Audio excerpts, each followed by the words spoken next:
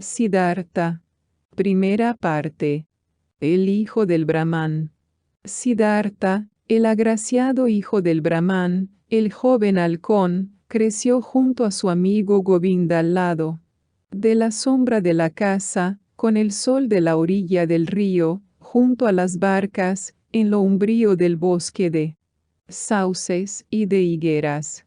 El sol bronceaba sus hombros brillantes al borde del río, en el baño, en las abluciones sagradas, en los sacrificios religiosos. La sombra se adentraba por sus negros ojos en el boscaje de mangos, en los juegos de los niños, en el canto de su madre, en los sacrificios religiosos, en las enseñanzas de su padre y sus maestros, en la conversación de los sabios. Ya hacía mucho tiempo que Siddhartha participaba en las conferencias de los sabios.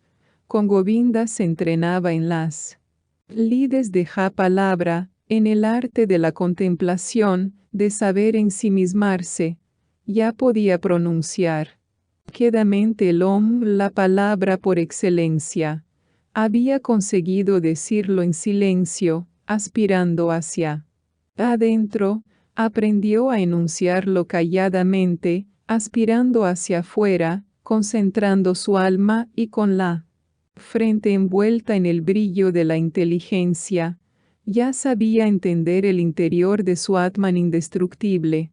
En el mundo material, la alegría invadía el corazón de su padre al ver al hijo inteligente, con deseos de saber.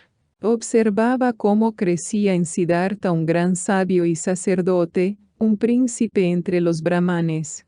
Una deliciosa sensación llenaba el pecho de su madre cuando le veía andar, sentarse y levantarse.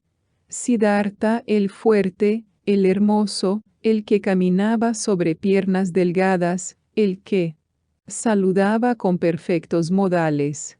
El corazón de las hijas de los brahmanes rebosaba amor cuando Siddhartha paseaba por las callejuelas de la ciudad con la frente iluminada, con mirada real, con caderas estrechas.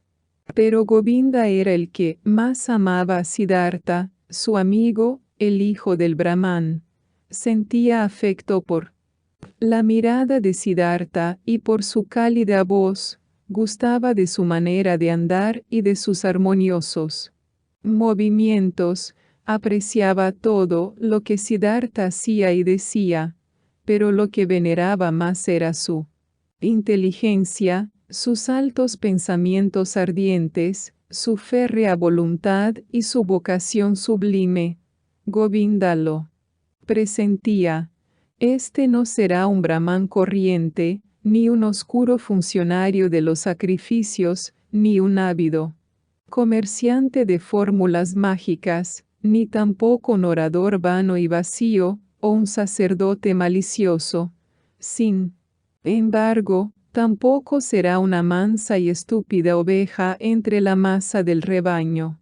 No, y tampoco él. Govinda quería ser así, un brahman como hay 10,000.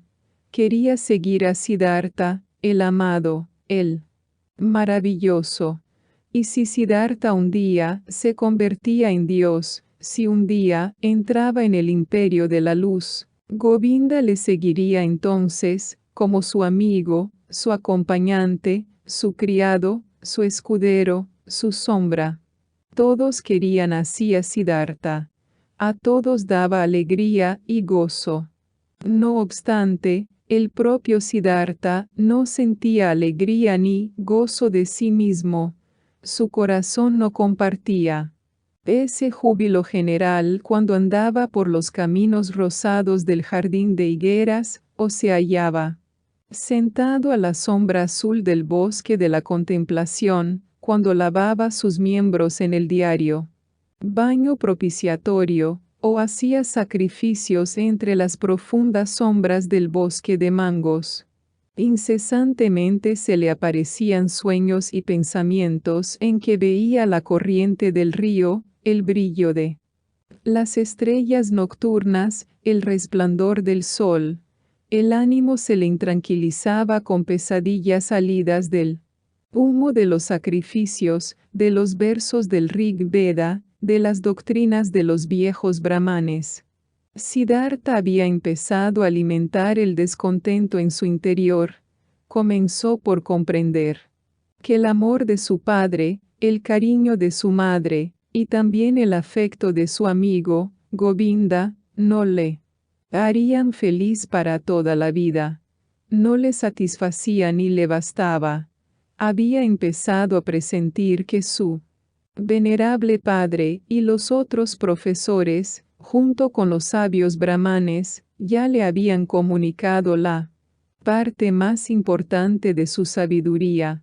Adivinaba que ya habían henchido hasta la plétora el recipiente, y, sin embargo, el recipiente no se encontraba lleno, el espíritu no se hallaba satisfecho, el alma no estaba tranquila, el corazón no se sentía saciado. Las abluciones eran buenas, pero eran agua, no lavaban el pecado, no curaban la sed del espíritu, no tranquilizaban el temor del corazón. Los sacrificios y la invocación de los dioses eran excelentes, pero lo eran todo. ¿Daban los sacrificios la felicidad? ¿Y qué sucedía con los dioses? ¿Realmente era Prajapati el creador del mundo? ¿No era el Atman, lo único, lo indivisible? ¿Acaso los dioses no eran unos seres creados, como yo y como tú, súbditos del tiempo, pasajeros? Tenía sentido, entonces, ofrecer sacrificios a los dioses. ¿A quién más se debían ofrecer sacrificios y mostrar devoción que no fuera al único, al Atman? ¿Y dónde se podía encontrar el Atman? ¿Dónde vivía? ¿Dónde latía su corazón eterno? ¿Dónde? Sino en el propio yo, en nuestro interior, en lo indestructible que cada uno lleva dentro de sí. Pero, ¿dónde se hallaba este yo, este interior, este último? No es carne ni es hueso, no es pensamiento ni conciencia. Así lo enseñan los grandes sabios. Entonces, ¿dónde? ¿Dónde se encontraba? Existía otro camino para llegar al yo, al Atman, un camino que valía la pena buscar. Pero nadie enseñaba ese camino. Nadie lo conocía. Ni el Padre, ni los profesores y sabios, ni los sagrados ritos de los sacrificios. Todo lo sabían los brahmanes y sus libros religiosos. Lo conocían. Todo. Se habían preocupado de todo, lo referente a la creación del mundo, al origen de la oración, de los elementos, de la aspiración, de la expiración, a las órdenes de los sentidos, a los hechos de los dioses. Sabían infinidad de cosas. Pero, ¿tenía algún valor saber todo eso, si se desconocía al uno, al único, al más importante, al únicamente importante? Ciertamente, muchos versos de los libros sagrados, sobre todo los Upanishads de Samaveda, hablaban de este interior y último. Maravillosos versos. Tu alma es el mundo entero, se leía allí. Y escrito está aquel hombre, mientras duerme, durante el sueño profundo, entra en su propio interior y vive en el Atman. Qué maravillosa sabiduría entrañaban esos versos. Todo el conocimiento de los grandes sabios se había reunido en estas palabras mágicas, puras como la miel de las abejas. No, no se debían menospreciar los enormes conocimientos que aquí se guardaban, reunidos por innumerables generaciones de sabios y penitentes, que habían logrado no solo conocer este profundo saber, sino también vivirlo. ¿Dónde se encontraba el experto que era capaz de retener el Atman desde el sueño hasta el despertar, durante la vida, con cada paso, palabra o hecho. Siddhartha conocía a muchos brahmanes venerables, sobre todo a su padre, el puro, el sabio, el más reverenciado. Su padre era digno de admiración, su comportamiento resultaba sosegado y noble, su vida era pura, su palabra sabia, los pensamientos de su frente delicados y aristocráticos. Pero él, que sabía tanto, vivía en la bienaventuranza, tenía la paz. ¿Acaso no era también uno de los que buscan siempre, sedientos? No necesitaba beber continuamente en las fuentes sagradas, en los sacrificios, en los libros, en los diálogos con los brahmanes, porque él, que era irreprochable, tenía que lavar diariamente sus pecados, esforzarse cada día en la purificación, repetirla cotidianamente. No estaba el Atman en él, no fluía la primera fuente de su propio corazón. Esa primera fuente tenía que encontrarse en el propio yo. Era necesario poseerla. Todo lo restante era una simple búsqueda, un rodeo, un desvarío. Tales eran los pensamientos de Siddhartha. Esa era su sed, su sufrimiento.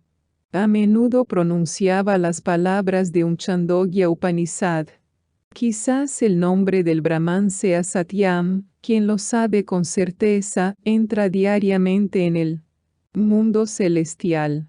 Siddhartha parecía estar a menudo cerca del mundo celeste, pero nunca lo había alcanzado completamente, jamás había saciado la última sed.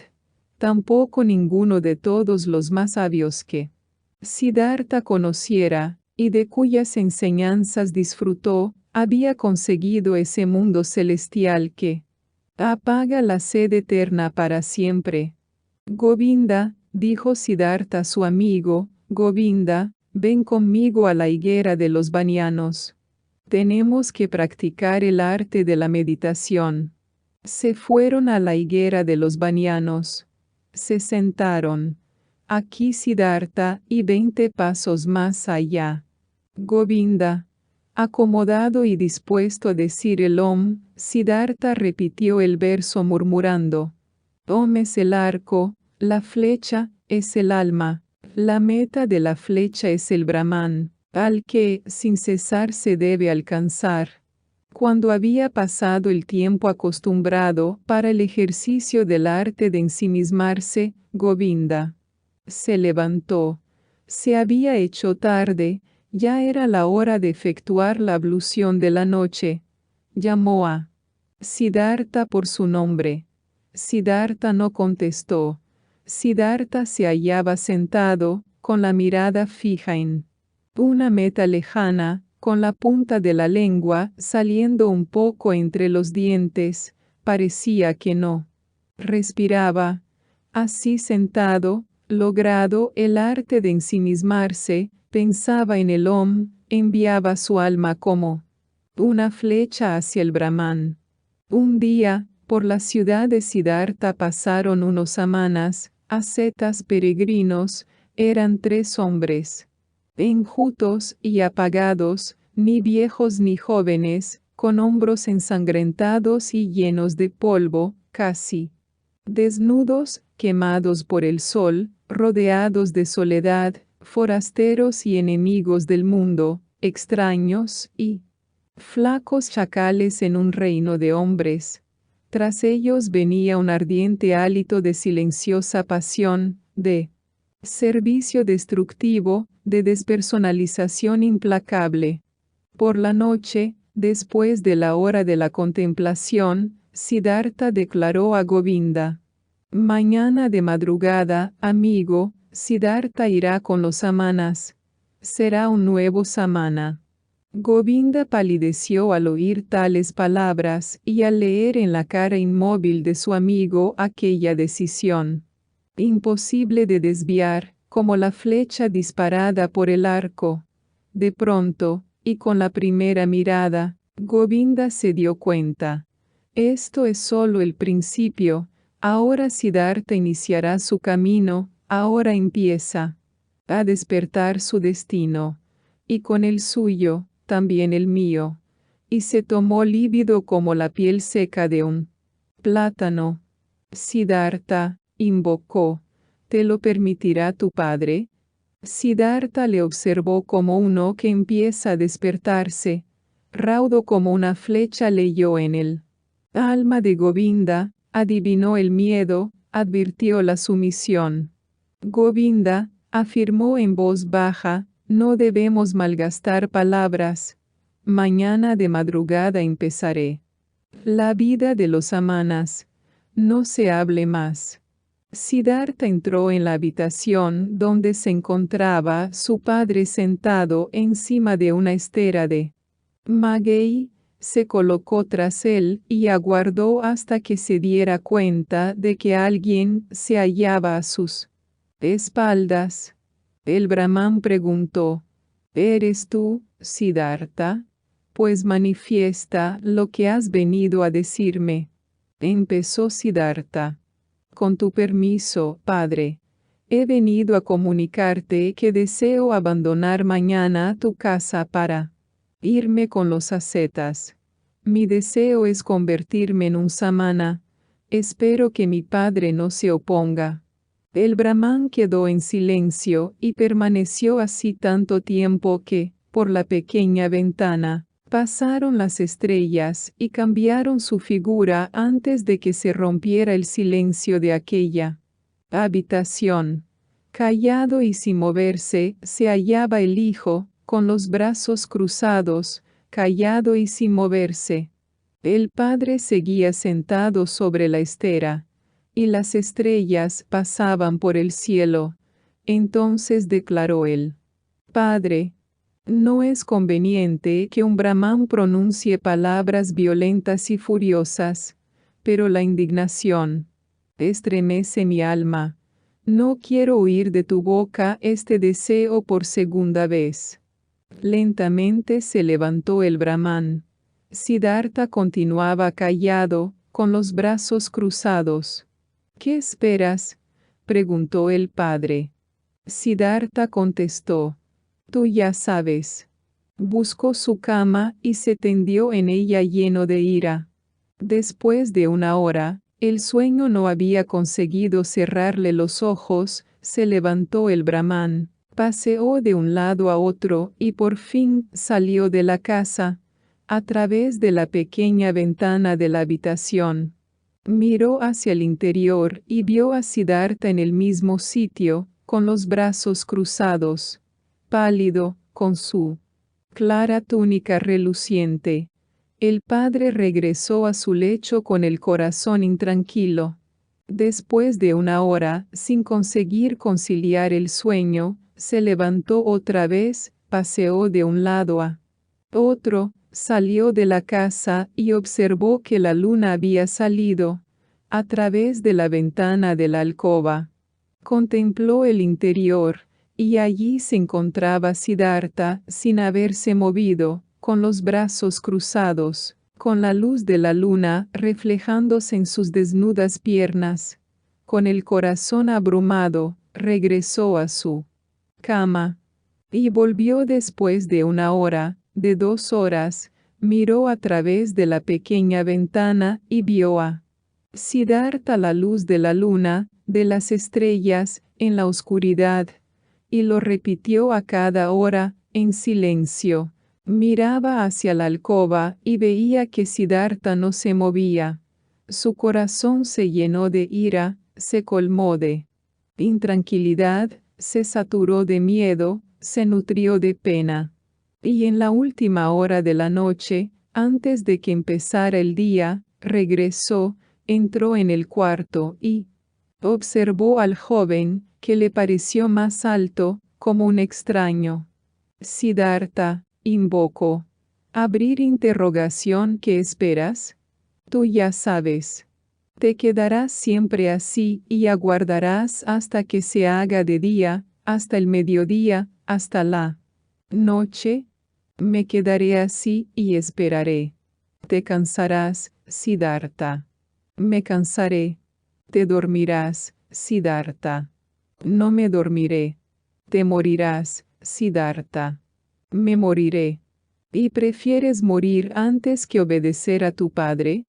Siddhartha siempre ha obedecido a su padre. Así pues, ¿deseas abandonar tu idea? Siddhartha hará lo que su padre le diga.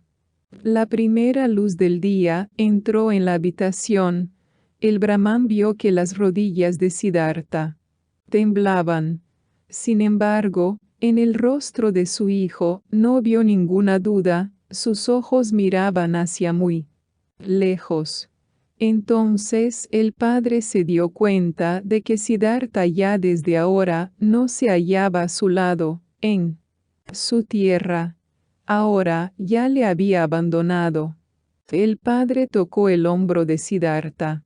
Irás al bosque, dijo, y serás un samana. Si encuentras la bienaventuranza en el bosque, regresa y enséñamela.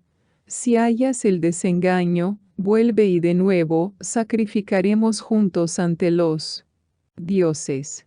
Ahora ve, besa a tu madre y dile a dónde vas. Ya es mi hora de ir al río, a efectuar la primera ablución. Retiró la mano del hombro de su hijo y salió. Siddhartha vaciló en el momento en que intentó andar. Dominó sus miembros, se inclinó ante su padre y se dirigió hacia su madre para obrar tal como le había pedido el progenitor. Con la primera luz del día, Siddhartha abandonó lentamente la silenciosa ciudad, con las piernas entumecidas aún. En la última choza apareció una sombra que se había escondido allí y que se unió al peregrino. Era Govinda. Has venido, declaró Siddhartha, sonriente. He venido, respondió Govinda, con los samanas. El mismo día, por la noche, alcanzaron a los ascetas, los enjutos samanas, y les ofrecieron su compañía y obediencia. Fueron aceptados. Siddhartha regaló su túnica a un pobre de la carretera. Desde entonces, solo vistió el taparrabos y la descosida capa de color tierra. Comió solamente una vez al día y jamás alimentos cocinados. Ayunó durante 15 días. Ayunó durante 28 días. La carne desapareció de sus muslos y mejillas. Ardientes sueños oscilaban en sus ojos dilatados, en sus dedos huesudos crecían largas uñas, y del mentón le nacía una barba reseca y despeinada. La mirada se le tornaba fría cuando una mujer cruzaba por su camino, la boca expresaba desprecio cuando atravesaba la ciudad con personas vestidas elegantemente. Vio negociar a los comerciantes y cazar a los príncipes, presenció el llanto de los familiares de un difunto, advirtió cómo las prostitutas se ofrecían, cómo los médicos se preocupaban de los enfermos, cómo los sacerdotes determinaban el día de la siembra, se percató de que los amantes se querían, de que las madres daban el pecho a sus hijos, y todo ello no era digno de la mirada de sus ojos, todo mentía, todo apestaba, olía todo a hipocresía, todo aparentaba tener sentido y felicidad y belleza, mas, sin embargo, todo era ignorancia y putrefacción. Siddhartha tenía un fin, una meta única. Deseaba quedarse vacío, sin sed, sin deseos, sin sueños, sin alegría ni penas. Deseaba morirse para alejarse de sí mismo, para no ser yo, para encontrar la tranquilidad en el corazón vacío, para permanecer abierto al milagro a través de los pensamientos despersonalizados. Ese era su objetivo. cuando todo el yo se encontrase vencido y muerto, cuando se callasen todos los vicios y todos los impulsos en su corazón, entonces tendría que despertarlo. Último, lo más íntimo del ser, lo que ya no es el yo, sino el gran secreto. Siddhartha permanecía en silencio bajo el calor vertical del sol ardiente de dolor, de sed, y se quedaba así hasta que ya no sentía dolor ni sed. Se hallaba en silencio durante la estación lluviosa. El agua corría desde su cabello hasta sus hombros que sentían el frío hasta sus caderas y hasta sus piernas heladas, y el penitente continuaba así hasta que los hombros y las piernas ya no sentían frío, hasta que se acallaban. Se mantenía sentado en silencio sobre el bardal, hasta que le goteaba sangre de la piel caliente, y después de las úlceras. Y Siddhartha continuaba erguido, inmóvil, hasta que ya no le goteaba la sangre, hasta que nada le punzaba, hasta que nada le quemaba. Siddhartha estaba sentado con rigidez y trataba de ahorrar aliento, de vivir con poco aire, de detener la respiración. Aprendía a tranquilizar el latido de su corazón con el aliento, aprendía a disminuir los latidos de su corazón hasta que eran mínimos, casi nulos. Instruido por el más anciano samana, Siddhartha se entrenaba en la despersonalización, en el arte de ensimismarse según las nuevas reglas de los samanas. Una garza voló sobre el bosque de bambú, y Siddhartha absorbió a la garza en su alma, voló con ella sobre el bosque y las montañas. Era garza, comía peces, sufría el hambre de la garza, hablaba el idioma de la garza, sentía la muerte de la garza. Un chacal muerto se hallaba en la orilla arenosa, y Siddhartha entraba en el cadáver. Era chacal muerto, yacía en la playa, se hinchaba, apestaba, se descomponía, sintióse descuartizado por las hienas, decapitado por los cuervos, se tomó esqueleto y polvo, y el vendaval se lo llevó. El alma de Siddhartha regresó, había muerto, se había convertido en polvo, había probado la triste borrachera del ciclo. Ahora aguardaba con una sed nueva, como un cazador, el hueco donde podría escapar del ciclo, donde empezaría el fin de las causas y de la eternidad, del dolor. Mataba sus sentidos, destrozaba su memoria, salía de su yo y entraba en 1000 configuraciones extrañas. Era animal, carroña, piedra, madera, agua. Y cada vez se encontraba a sí mismo al despertar, brillaba el sol o la luna, de nuevo era él, se movía en el ciclo, sentía sed, vencía la sed, y volvía a tener sed. Siddhartha estudió mucho con los samanas. Aprendió a andar por diversos caminos para alejarse del yo. Anduvo por el camino de la despersonalización a través del dolor, a través del sufrimiento voluntario y del vencimiento del dolor, del hambre, de la sed, del cansancio. Caminó por la despersonalización a través del pensamiento, de vaciar la mente de toda imaginación. Se enteró de estos y otros métodos, 1000 veces abandonó su yo, durante horas y días permanecía en el no yo. Pero aunque los caminos se alejaban del yo, su final conducía siempre de nuevo hacia el yo.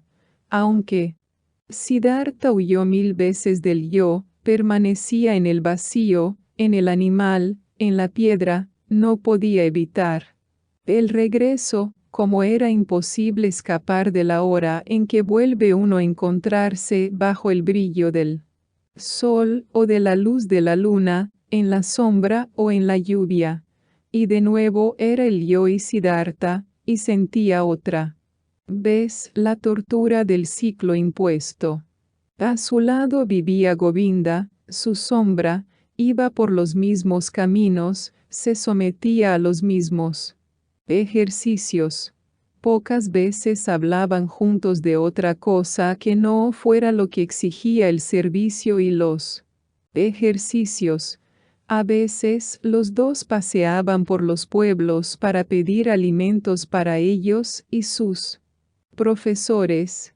¿Qué piensas, Govinda?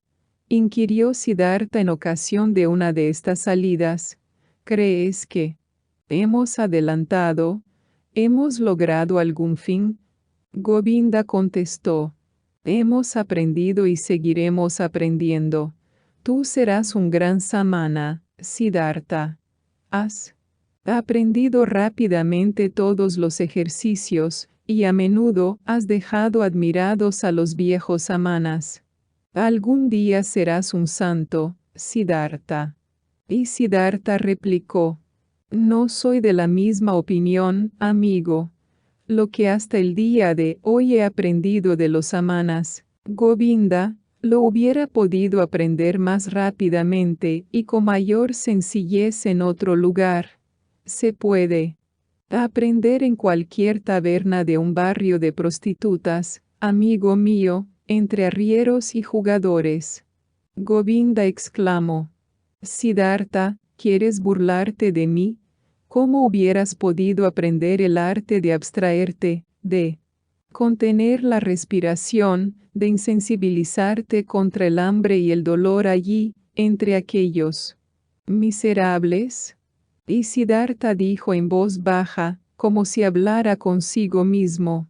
¿Qué significa el arte de ensimismarse? ¿Qué es el abandono del cuerpo? ¿Qué representa el ayuno? ¿Qué se pretende al detener la respiración? Se trata solo de huir del yo. Es un breve escaparse del dolor de ser yo, una breve narcosis contra el dolor y lo absurdo de la vida.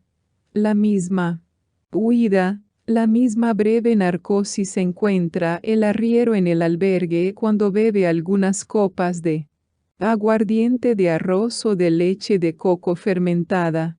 Entonces ya no siente su yo, ya no experimenta los dolores de la vida.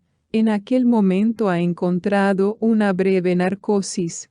Dormido sobre su copa de aguardiente de arroz alcanza lo mismo que Siddhartha y Govinda después de largos ejercicios. Escapar de su cuerpo y permanecer en el no yo. Así sucede, Govinda. Govinda repuso. Así hablas, amigo, y sin embargo, sabes que Siddhartha no es ningún arriero y que un samana no es un borracho. Verdad es que el borracho encuentra su narcosis, alcanza una breve huida y un descanso, pero regresa de la vana ilusión y se halla igual, no se ha hecho más sabio, no ha ganado conocimientos. Siddhartha declaró sonriente. No lo sé, nunca he estado borracho, pero sí sé que yo, Siddhartha, en mis ejercicios y en el arte de ensimismarme solo encuentro una breve narcosis, y me hallo tan alejado de la sabiduría y de la redención como cuando de niño, en el vientre de mi madre. Govinda, esto puedo afirmarlo. Y en otra ocasión, cuando abandonó el bosque Siddhartha con Govinda a fin de pedir alimentos en el pueblo para sus hermanos y profesores, empezó a hablar de nuevo. Govinda, dijo, ¿cómo podemos saber si vamos por el buen camino? ¿Nos acercamos a la ciencia? ¿Aceleramos nuestra redención? ¿O acaso andamos en círculo, nosotros, los que pretendemos evadirnos del ciclo? Govinda alegó. Hemos aprendido mucho, Siddhartha, y mucho queda por aprender. No damos vueltas, vamos hacia arriba, Las vueltas son en espiral y ya hemos subido muchos peldaños. Siddhartha preguntó. ¿Cuántos años crees que tiene el más anciano de los samanas, nuestro venerable profesor? Dijo Govinda. Quizá tenga unos 60. Y Siddhartha. Tiene 60 años y no ha llegado al nirvana.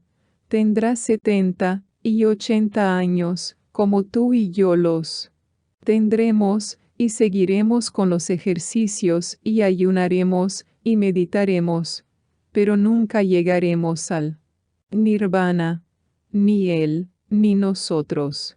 Govinda, creo que seguramente ni uno de todos los samanas llegará al nirvana, ni uno. Encontramos consuelo, alcanzamos la narcosis, aprendemos artes para engañarnos. Pero lo esencial, el camino de los caminos, ese no lo hallaremos. Insinuó Govinda. Desearía que no pronunciaras palabras tan horribles, Siddhartha. ¿Por qué ninguno encontrará el camino de los caminos de entre tantos sabios, tantos brahmanes, tantos rígidos samanas? Venerables, tantos hombres que buscan, tantos dedicados a profundizar, tantos hombres sagrados. Sin embargo, Siddhartha contestó en voz baja, en tono triste e irónico a la vez. Govinda, tu amigo abandonará pronto la senda de los samanas, por la que tanto tiempo ha caminado contigo. Sufrí sed, Govinda, y durante este largo trayecto con los samanas mi sed nada ha disminuido. Siempre me hallé sediento de ciencia y lleno de preguntas. He interrogado a los brahmanes año tras año, he indagado entre los sagrados Vedas año tras año. Quizá, Govinda, sí. Hubiera preguntado al Kala o al chimpancé, me habrían instruido tan bien, tan útilmente, con tanta inteligencia. Govinda, he necesitado tiempo para aprender, y aún no he conseguido entender que no se puede aprender nada. Creo que realmente no existe eso que nosotros llamamos aprender. Solo existe, amigo mío, un saber que está en todas partes, es decir, el Atman. Este se halla en mí y en ti y en cada ser. Y empiezo a creer que este saber no tiene peor enemigo que el querer saber, que el desear aprender. Entonces Govinda se detuvo en el camino, levantó las manos y exclamó: Siddhartha, desearía que no intranquilizaras a tu amigo con semejantes palabras. Tus teorías despiertan verdadero temor en mi corazón. Y piensa únicamente, ¿qué sería de la santidad, de las oraciones, de la venerable clase de los brahmanes, de la religiosidad de los samanas, si sucediera? Como tú dices, si no existiese el aprender? ¿Qué sería, Siddhartha, de todo lo que es sagrado, valioso y venerable en este mundo? Y Govinda murmuró unos versos de un Upanishanda. Al que medite con la mente purificada y se absorba en el Atman, la bienaventuranza de su corazón no será explicable con palabras. Pero Siddhartha permanecía callado. Pensaba en las palabras que Govinda le había dicho, y las meditó en lo más recóndito de su significado. Sí, pensó Siddhartha con la cabeza inclinada. ¿Qué quedaría de todo lo que parece sagrado? ¿Qué quedaría? ¿Qué respondería a las esperanzas? Y sacudió la cabeza. Una vez, cuando los jóvenes, hacía ya aproximadamente 3 años que vivían con los samanas y habían participado en todos sus ejercicios, les llegó de lejos una noticia, un rumor, una leyenda. Había surgido un hombre, llamado Gotama, el majestuoso, el Buda, que en su persona había superado el dolor del mundo y había parado la rueda de las reencarnaciones, enseñando, rodeado de discípulos, recorría el país sin propiedades, sin casa, sin mujer, tan solo con el ropaje amarillo del asceta, pero con la frente alegre, como un bienaventurado, y los brahmanes y los príncipes se inclinaban ante él y se convertían en sus discípulos.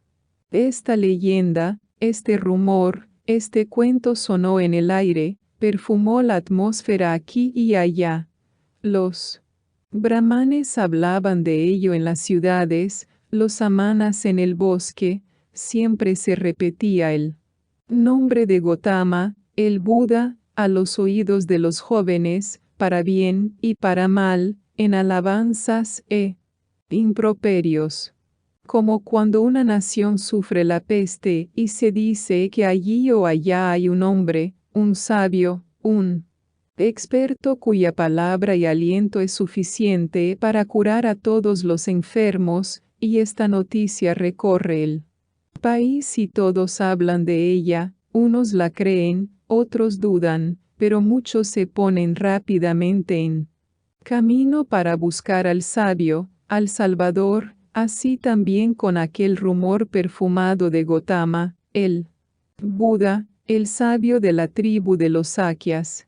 Los creyentes decían que Gotama poseía la máxima ciencia, se acordaba de sus vidas pasadas, había alcanzado el nirvana y jamás volvería al ciclo, jamás se hundiría de nuevo en la turbia corriente de las configuraciones. Se decía de él muchas cosas maravillosas e increíbles, había hecho milagros, había superado al demonio, había hablado con los dioses. Pero sus enemigos y los incrédulos afirmaban que este Gotama era un vano seductor que pasaba sus días holgadamente, despreciaba los sacrificios, no era sabio y desconocía los ejercicios y la mortificación. La leyenda del Buda era dulce, los informes llevaban el perfume del encanto. Ciertamente el mundo se hallaba enfermo y la vida era difícil de soportar. Y no obstante, pongan atención. Una fuente parece sonar como un suave mensaje, lleno de consuelo y de nobles promesas. En todas partes a donde llegaba la voz del Buda, en todas las regiones de la India, los jóvenes escuchaban con interés, sentían anhelo, esperanza. Cualquier peregrino o forastero recibía excelente acogida entre los hijos de los brahmanes de las ciudades. Si traía noticias de Gotama, el majestuoso, el Sakyamuni. La leyenda también había llegado hasta los samanas del bosque, hasta Siddhartha y Govinda. Lentamente, goteando. Cada gota iba cargada de esperanza, de duda. Hablaban poco de ese asunto, ya que el más anciano de los samanas no era amigo de la leyenda. Había oído que aquel presunto Buda había sido antes una asceta y había vivido en el bosque, pero que después había vuelto a la vida holgada y a los placeres mundanos, y su opinión sobre este Gotama era negativa. Siddhartha, dijo un día a Govinda su amigo, hoy he estado en el pueblo, y un brahman me invitó a entrar en su casa, y en ella estaba el hijo de un brahman de Magadha que había visto con sus propios ojos al Buda, y le había oído predicar. Con certeza me dolía el aliento en el pecho, y pensé que yo también, que nosotros dos, Siddhartha y yo, podamos vivir la hora en que escuchemos la doctrina de los labios de aquel perfecto. Dime, amigo, ¿no deberíamos ir asimismo nosotros hacia allí para escuchar las enseñanzas de los mismos labios del Buda? Siddhartha contestó, Govinda, Siempre pensé que Govinda se quedaría con los samanas, siempre había imaginado que su meta era tener 60 y 70 años, y seguir con las artes y los ejercicios que ennoblecen a un samana. Pero mira por dónde, no conocía bien a Govinda, sabía muy poco de su corazón. Así, pues, querido amigo, ahora quieres tomar un sendero y marchar hacia donde el Buda predica su doctrina.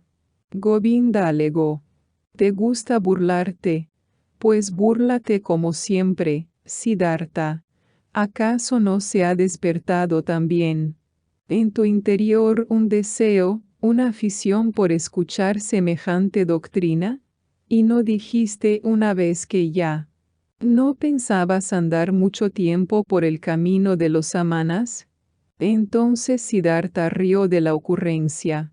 Luego en su voz apareció una sombra de tristeza y de ironía, y declaró: Bien, Govinda, has hablado con mucha propiedad, te has acordado con suma agudeza.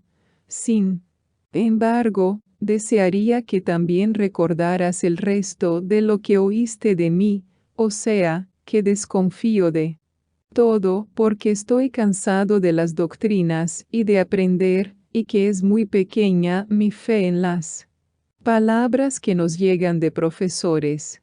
Pero adelante, querido amigo, estoy dispuesto a escuchar aquellas enseñanzas, aunque dentro de mi corazón creo que ya hemos probado el mejor fruto de esa doctrina. Govinda manifestó: Tu decisión alegra mi alma. Pero dime, ¿cómo es posible? ¿Cómo puede darnos su mejor fruto ja? Doctrina de Gotama, aun antes de haberla escuchado. Siddhartha afirmó: Gocemos de ese fruto y esperemos la continuación, Govinda. Lo que hemos de agradecer a Gotama, en primer lugar, es que nos aleje de los samanas.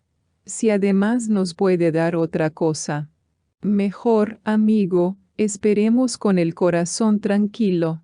Ese mismo día, Siddhartha hizo saber al más anciano samana su decisión de abandonarles. Se lo reveló con la cortesía y modestia que corresponden a un joven discípulo. No obstante, el samana se enfureció porque los dos jóvenes le querían abandonar, y empezó a vociferar y a maldecir. Govinda se asustó y desconcertó. Pero Siddhartha acercó su boca a la oreja de Govinda y musitó en voz baja: Ahora le demostraré al viejo que he aprendido algo de sus enseñanzas. Se colocó ante el samana y concentró su alma, captó la mirada del anciano con sus ojos, la paralizó, le hizo callar, le dejó sin voluntad, le sometió a su razón y le ordenó ejecutar en silencio lo que le exigía. El anciano enmudeció, sus ojos se quedaron fijos, su voluntad paralizada, sus brazos relajados e impotentes junto a su cuerpo. Había sido vencido por el hechizo de Siddhartha. Y los pensamientos de Siddhartha se apoderaron del samana y éste tuvo que hacer lo que los dos le mandaban. Y así, el anciano se inclinó varias veces, hizo gestos de bendición y pronunció, vacilante, un piadoso deseo para el viaje. Y los jóvenes replicaron agradeciendo las reverencias. Devolvieron el deseo, y tras saludar, se marcharon. Por el camino comentó Govinda: Siddhartha, has aprendido de los samanas más de lo que yo creía. Es difícil, muy difícil hechizar a un viejo samana. Seguro que si te quedas allí, pronto habrías aprendido a andar por encima del agua. No deseo andar por encima del agua, confesó Siddhartha, que los viejos samanas se contenten con semejantes artimañas. Gotama, En la ciudad de Savatthi todos los niños conocían el nombre del majestuoso Buda, y cada casa estaba preparada para llenar el plato de limosnas a los discípulos de Gotama, que pedían en silencio. Cerca de la ciudad se encontraba el lugar preferido de Gotama, el bosque Jetavana, que había sido regalado para Gotama y los suyos por el rico comerciante Anathapindika, un devoto admirador del majestuoso.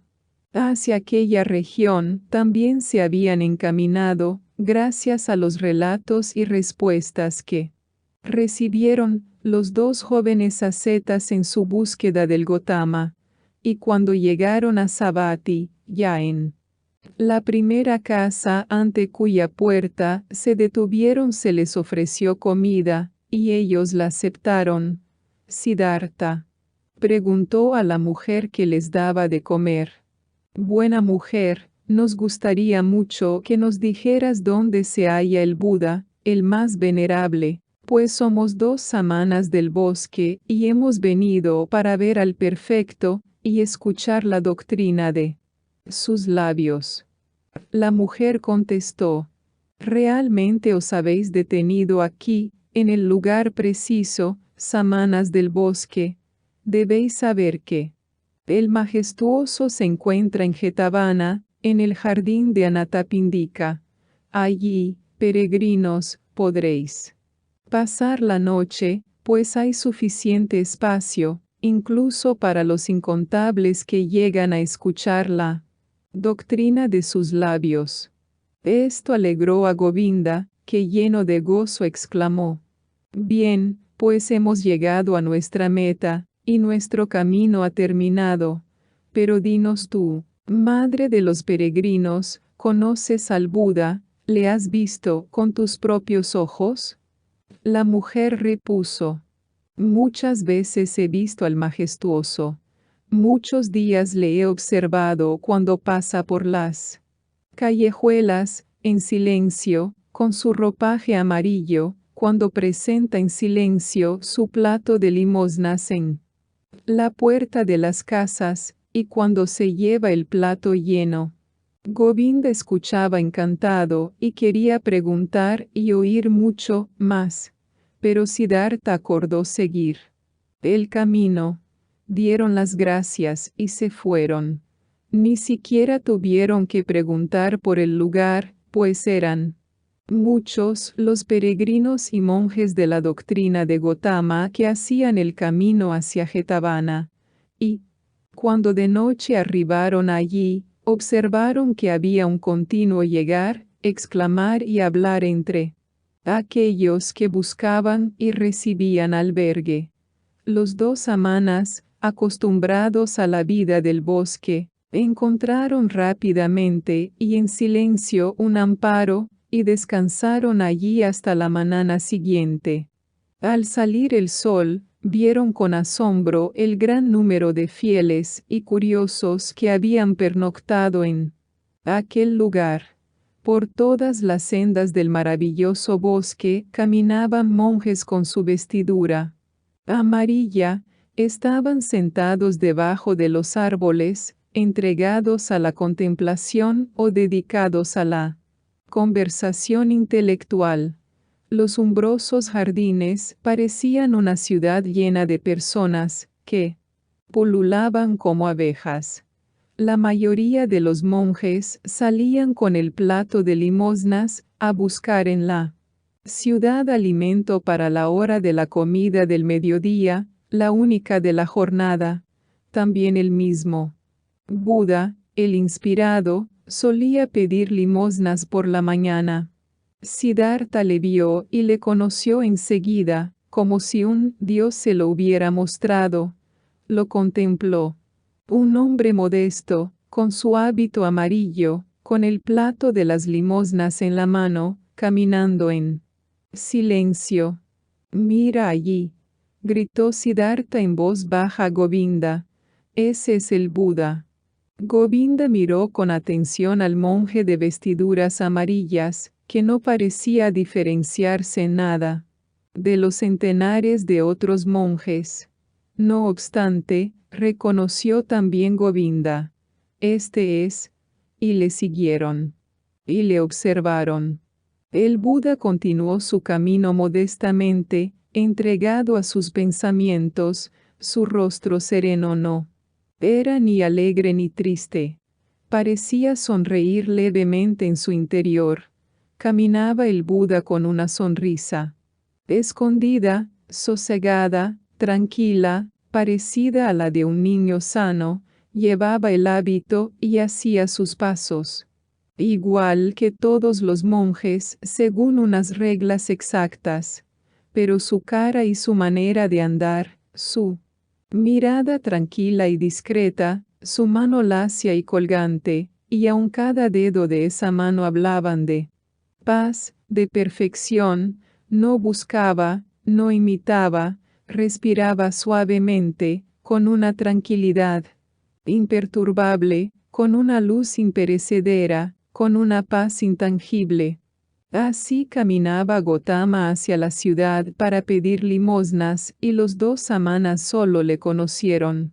Por la perfección de su alma, por el sosiego de su figura, en la que no había búsqueda, ni voluntad, ni imitación, ni esfuerzo, solo luz y paz. Hoy escucharemos la doctrina de sus labios, comentó Govinda. Siddhartha no contestó.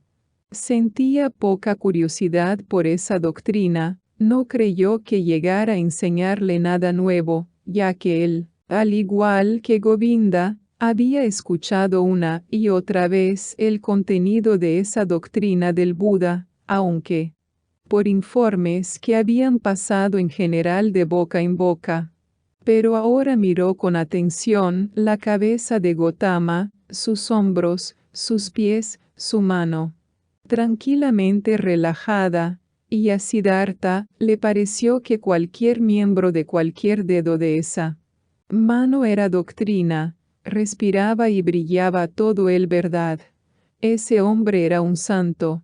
Jamás Siddhartha había admirado y amado tanto a un hombre como a aquel.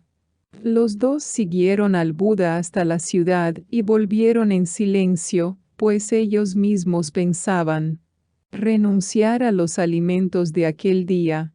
Contemplaron a Gotama de regreso, lo observaron rodeado de sus discípulos, tomando el almuerzo, lo que comía ni siquiera bastaba un pájaro, y vieron cómo se retiraba luego a la sombra de los mangos.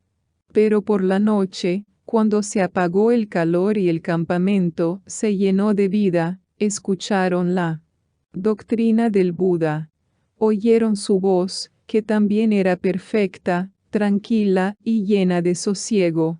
Gotama enseñó la doctrina del sufrimiento, habló sobre el origen del dolor y sobre el camino para reducir ese dolor. Su oración era sencilla y serena. La vida era dolor, el mundo estaba lleno de sufrimiento, pero se había hallado la liberación del dolor. Tal liberación estaba en manos del que seguía el camino del Buda.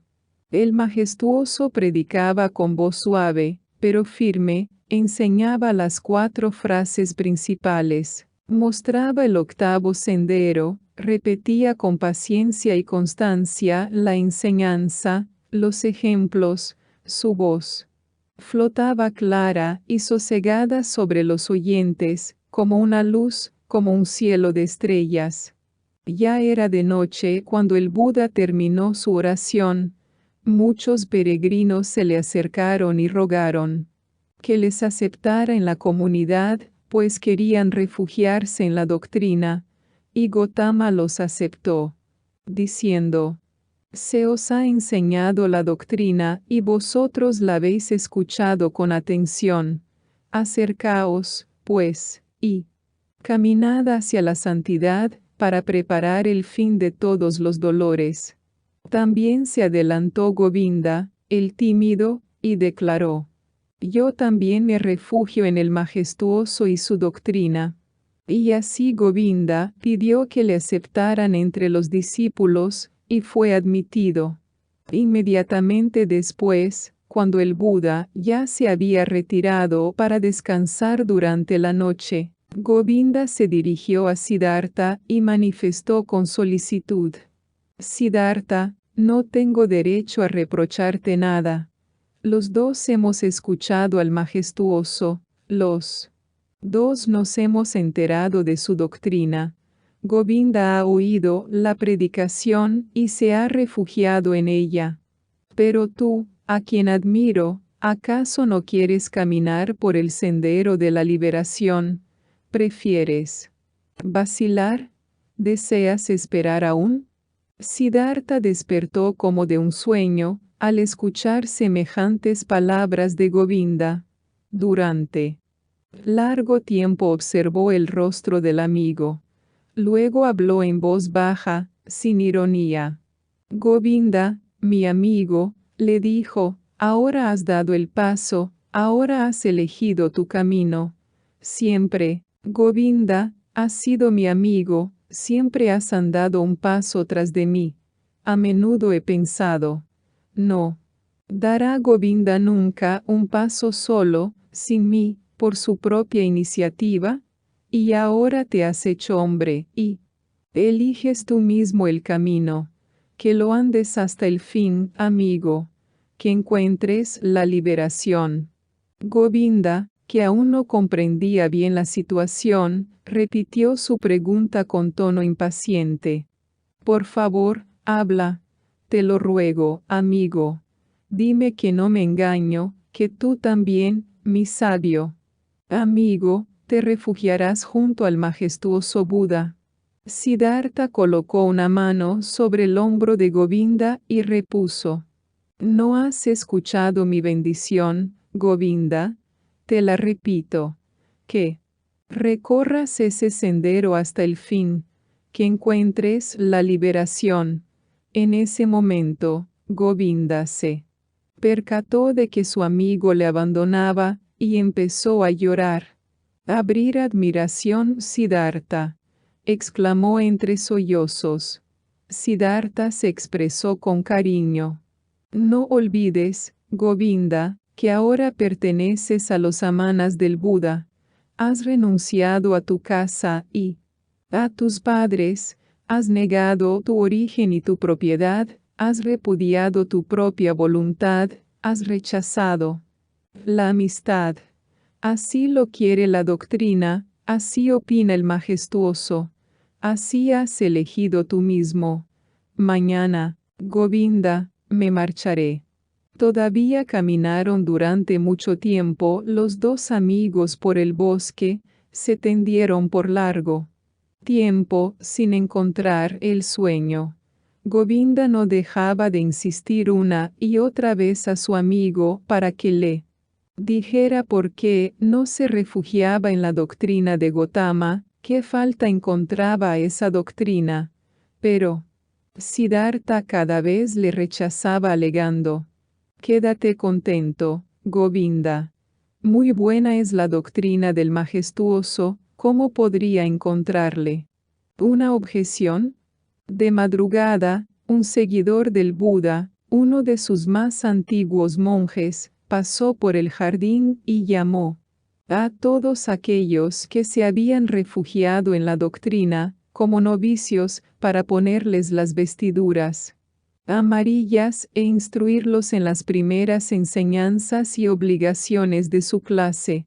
Y Govinda se levantó, abrazó una vez más al amigo de su juventud y siguió a los restantes novicios. Siddhartha, sin embargo, se quedó meditando en el bosque. Entonces se cruzó en su camino Gotama, el majestuoso, le saludó con profundo respeto y al ver la mirada del Buda tan llena de paz y bondad, el joven tuvo valor para solicitar al venerable que le permitiera hablarle. En silencio, el majestuoso le concedió el permiso. Siddhartha balbuceó: Ayer, majestuoso, tuve el honor de escuchar tu singular doctrina. Vine desde muy lejos con mi amigo para escucharte. Y ahora mi amigo se quedará con los tuyos, se ha refugiado en ti. Yo, sin embargo, empiezo de nuevo mi peregrinación. Como tú prefieras, dijo el venerable, con cortesía. Quizá mis palabras resulten demasiado atrevidas, continuó Siddhartha, pero no quisiera abandonar al majestuoso sin haberle comunicado mis pensamientos con sinceridad. ¿Quiere aún prestarme el venerable un momento de atención? En silencio el Buda se lo concedió. Siddhartha explicó: Venerable, he admirado sobre todo una cosa en tu doctrina, todo en ella está perfectamente claro y comprobado, muestras el mundo como una cadena perfecta que nunca se interrumpe, como una eterna cadena hecha de causas y efectos. Jamás se había visto eso con tanta claridad, nunca. Había sido demostrado tan indiscutiblemente, en verdad, el corazón del Brahman palpita con más fuerza cuando ve el mundo a través de tu doctrina, como perfecta relación, ininterrumpida, lúcida. Como un cristal, independiente de la casualidad, libre de los dioses. Queda en tela de juicio si el mundo es bueno o malo, si la vida en él es sufrimiento o alegría, quizás sea porque ello no es esencial, pero la unidad del mundo, la relación entre todo lo que sucede, el enlace de todo lo grande y lo pequeño por la misma corriente, por la misma ley de las causas del nacer y morir, todo eso brilla con luz propia en tu majestuosa doctrina. No obstante, según tu propia teoría, esa unidad y consecuencia lógica de todas las cosas, a pesar de todo se encuentra cortada en un punto, en un pequeño vacío donde entra en este mundo de la unidad algo extraño, algo nuevo, algo que antes no existía, y que no puede ser enseñado ni demostrado. Esa es tu doctrina de la superación del mundo, de la redención. Pero con este pequeño vacío, con esa pequeña fisura, la eterna ley uniforme del mundo queda destruida y anulada otra vez. Perdóname, si pongo tal objeción. Gotama le había escuchado con tranquilidad, sin moverse. Con voz bondadosa, cortés y clara le contestó ahora: Tú has escuchado la doctrina, hijo de Brahmán, dichoso de ti por haber pensado en ella. Tú has encontrado un vacío, una falta. Sigue pensando en la doctrina. Pero deja que te avise, tú que tienes tanto afán por saber acerca de la dificultad de las opiniones y la desavenencia de las palabras. No importan las opiniones, sean buenas o malas, inteligentes o insensatas, cualquiera puede defenderlas o rechazarlas. Pero la doctrina que has oído de mis labios no es mi opinión, ni su objetivo es explicar el mundo para los que tienen afán de saber. Su fin es otro, es la redención de los sufrimientos. Eso es lo que enseña Gotama, nada más. No me guardes rencor, majestuoso, exclamó el joven. No te he hablado así para buscar un desacuerdo o la desavenencia con palabras. Desde luego, tienes razón, y poco importan las opiniones. Pero déjame decir una cosa más. Ni un momento he dudado de ti, ni un momento he dudado de que tú fueras el Buda, de que hubieras llegado a la meta, al máximo, hacia el que tantos brahmanes e hijos de brahmanes se hallan en camino. Has encontrado la redención de la muerte. La has hallado con tu misma búsqueda, con tu propio camino, a través de pensamientos, ensimismaciones, ciencia, reflexión, inspiración. pero no la has encontrado a través de una doctrina. Yo pienso, majestuoso, que nadie encuentra la redención a través de la doctrina. A nadie, venerable, le podrás comunicar con palabras y a través de la doctrina lo que te ha sucedido a ti en el momento de tu inspiración. Mucho es lo que contiene la doctrina del inspirado Buda, a muchos les enseña a vivir honradamente, a evitar lo malo. Pero esta doctrina tan clara y tan venerable no contiene un elemento. El secreto de lo que el majestuoso mismo ha vivido, él solo, entre centenares de miles de personas. Esto es lo que he pensado y comprendido cuando escuchaba tu doctrina, y, por ello, continúo mi peregrinación. No para buscar otra doctrina mejor, pues sé que no la hay, sino para dejar todas las doctrinas y a todos los profesores, y para llegar solo a mi meta, o morirme. Sin embargo, a menudo me acordaré de este día, majestuoso, y de esta hora en que mis ojos vieron a un santo. Los ojos del Buda miraron sosegadamente hacia el suelo, en su rostro impenetrable resplandecía la tranquilidad del alma. Que tus creencias no sean erróneas, invocó el venerable lentamente, que alcances tu fin. Pero antes dime, ¿has visto el conjunto de mis samanas, de mis muchos hermanos, que se han refugiado en la doctrina? ¿Y crees tú, samana forastero, que para todos ellos sería mejor abandonar la doctrina y volver a la vida del mundo y de los placeres? Tal pensamiento se encuentra muy distante de mí, alegó Siddhartha. Que todos ellos se queden con la doctrina, que alcancen su meta. No tengo derecho a juzgar la vida de otro. Tan solo para mí, únicamente para mí he de juzgar, elegir, rechazar. Nosotros, los samanas, buscamos la redención del yo, majestuoso.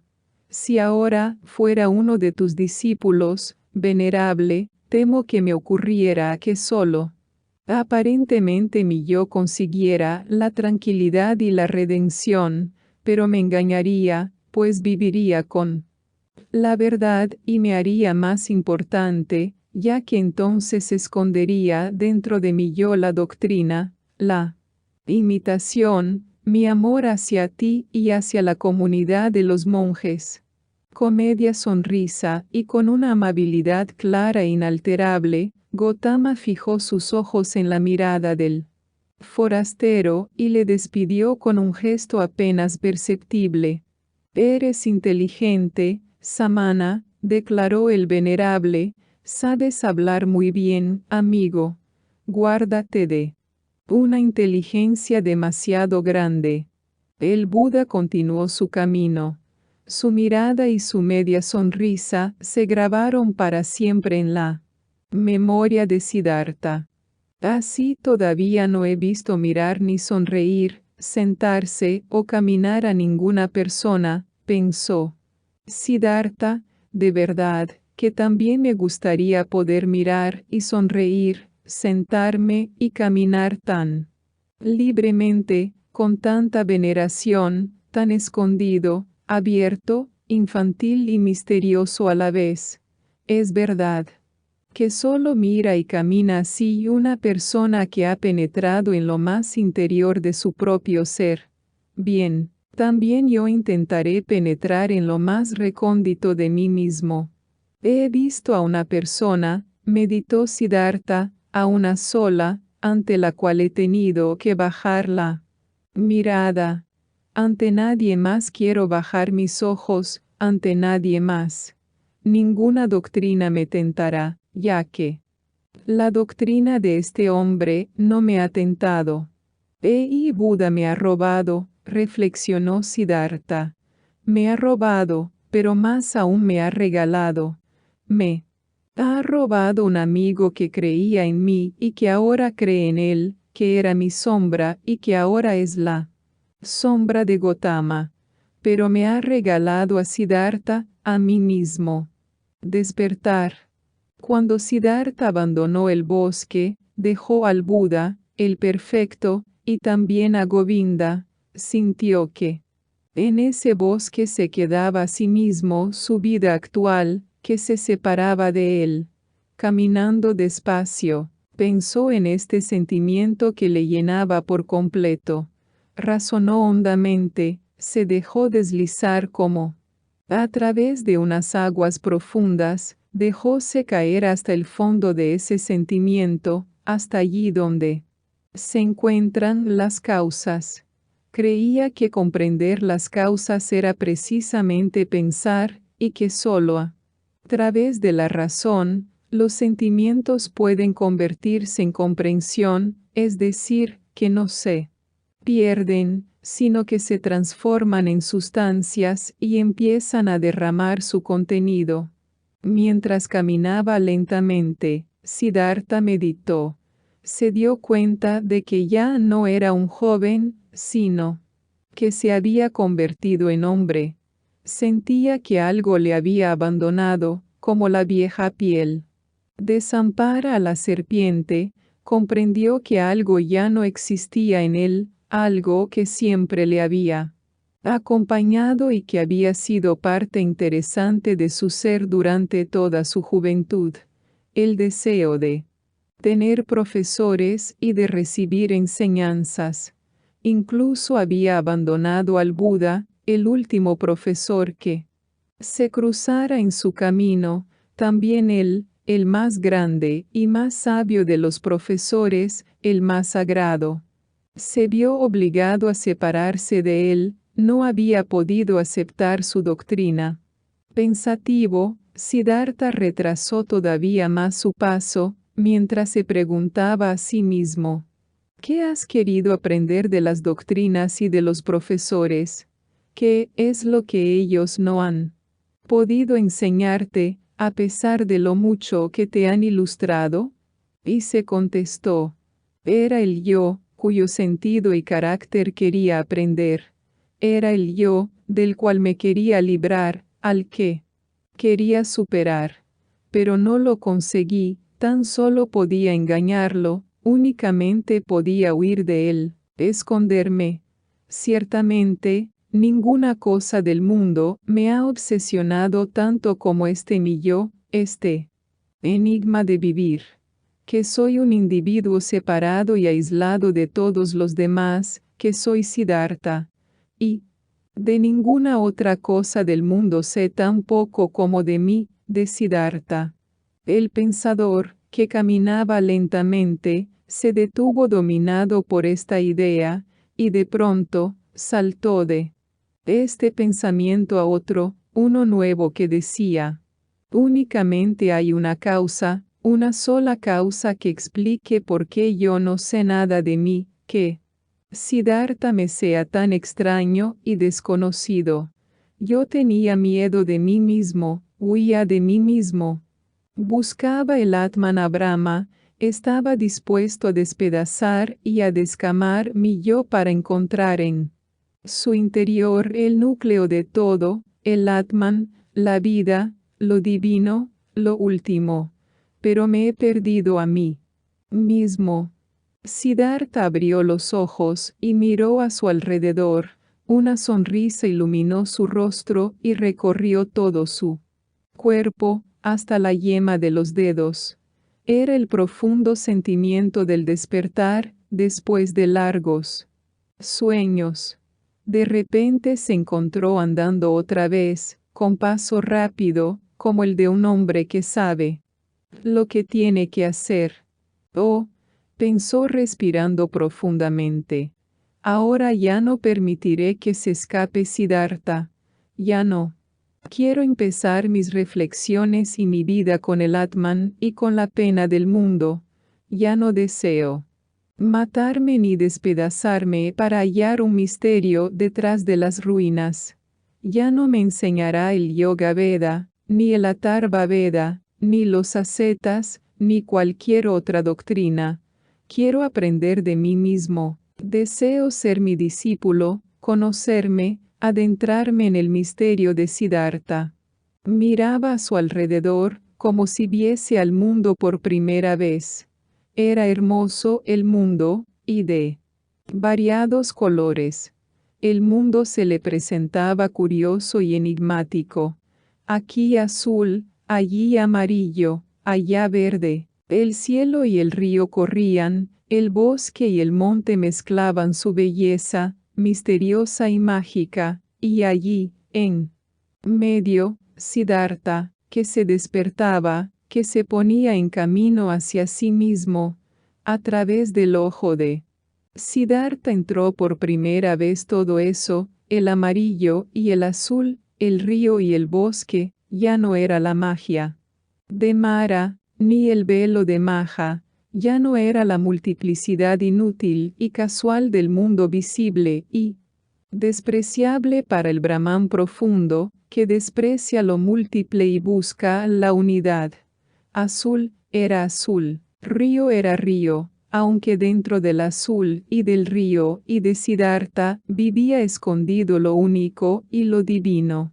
Precisamente, pues, el carácter y la esencia de lo divino era el ser aquí amarillo, allí azul, allá cielo, acullá bosque y aquí Siddhartha.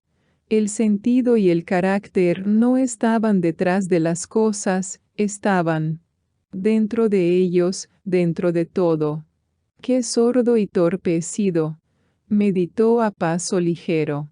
Si alguien lee un escrito para buscarle un sentido, no desprecia los signos y las letras, ni los llama engaño, casualidad o cáscara inútil. Al contrario, los lee, los estudia, los ama letra por letra. Sin embargo, yo quería leer el libro del mundo y el de mi propio carácter. Sin embargo, he despreciado los signos y las letras en favor de un sentido imaginado ya de antemano, llamaba al mundo visible un engaño, consideraba mi ojo y mi lengua como apariencias casuales y sin valor. No, esto ha pasado ya. Ahora me he despertado, realmente he conseguido desvelarme, y hoy, por fin, he nacido. Mientras Siddhartha reflexionaba así, de nuevo se detuvo, ahora, de repente, como si se le hubiera cruzado una serpiente en el camino. Y es que de improviso había comprendido también lo siguiente. Él, realmente, era como una persona que se despierta o como un recién nacido, tenía que comenzar de nuevo su vida desde un principio. Aquella misma mañana, al abandonar el bosque de Jetavana, el de aquel majestuoso, y empezar a despertarse, a caminar hacia sí mismo, le había parecido natural su intención de regresar a su tierra y a su casa paterna, después de los años de ascetismo. Pero ahora, en este momento, cuando se detuvo como si se le hubiera cruzado una serpiente en el camino, también se despertaron sus sospechas. Ya no soy el que fui, se dijo, ya no soy asceta, ni sacerdote, ni brahman. ¿Qué haría en casa de mi padre? ¿Estudiar? ¿Sacrificar? ¿Ejercer el arte de reflexionar? Todo ello ya es pasado, ya no sé. Haya en mi camino. Siddhartha estaba inmóvil y, por un momento, su corazón sintió frío, cuando se dio cuenta de lo solo que se hallaba, sintió en su pecho un escalofrío, como si se tratara de un animal pequeño, un pájaro o una liebre. Durante años no había tenido casa, y no la había necesitado. Ahora sí, siempre. Incluso en la máxima entrega, había sido el hijo de su padre, había sido brahman, de elevada casta, un sacerdote. Ahora, únicamente era Siddhartha, el que se había despertado. Nada más. Respiró profundamente y, por un momento, al sentir frío, se estremeció. Nadie estaba tan solo como él. No existía el noble que no perteneciese a la nobleza, ni el artesano que no formara parte del gremio de los artesanos y que no encontrara refugio entre ellos, que no participase en su vida y hablase su idioma. Todos los brahmanes se hallaban entre los brahmanes y vivían con ellos. El asceta, que no encuentra refugio en la clase de los amanas, e incluso el ermitaño perdido en el bosque, no era un solitario. También a éste le rodeaba su pertenencia, también compartía con una casta, que era el suelo patrio. Govinda se había convertido en monje, y 1000 monjes eran sus hermanos, llevaban su mismo vestido, tenían su misma fe, hablaban su idioma. Pero él, Siddhartha, ¿a qué pertenecía? La vida de quién compartiría, ¿qué idioma hablaría? A partir de este momento surgió un Siddhartha con un yo más profundo, más concentrado, y fue precisamente en el instante en que el mundo de su alrededor se fundía, cuando se encontró solo, como una estrella en el firmamento, al experimentar frío y desaliento. Siddhartha percibía, había sido el último estremecimiento del despertar, la última contracción del parto, y de pronto, volvió a caminar, echó a andar rápidamente, con impaciencia, ya no se dirigía a su casa, ni iba hacia su padre, ni marchaba hacia atrás.